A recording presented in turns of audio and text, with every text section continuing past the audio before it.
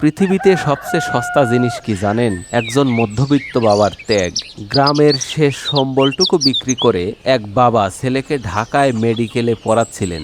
নিজে বছরের পর বছর চশমায় কষ্টে পেঁচিয়েছেন, পায়ে সেই পুরনো স্পঞ্জের স্যান্ডেল। ছেলে আজ বড় ডাক্তার, ঢাকার নামি দামি হাসপাতালে তার চেম্বার। একদিন বাবা গ্রামের কিছু সবজি আর মিষ্টি নিয়ে সেই পুরনো ময়লা শার্ট গায়ে ছেলের চেম্বারে গেলেন। কিন্তু ছেলে তার ভিআইপি রোগীদের সামনে বাবাকে দেখে রেগে গেল। আড়ালে ডেকে বলল, এই ফকিন্নির বেশ ধরে আমার চেম্বারে কেন আসছো? মানুষ দেখলে কি ভাববে? বাবা সেই দিন কিচ্ছুই বলেনি, শুধু হাতের ময়লা ব্যাগটা টেবিলে রেখে চোখের পানি লুকিয়ে মুচকি হেসে ফিরে এসেছিলেন। বোকা ছেলেটা জানলই না বাবার ওই নতুন চশমাটা না কেনার টাকা জমিয়েই একদিন তার ডাক্তারির প্রথম বইগুলো কেনা হয়েছিল।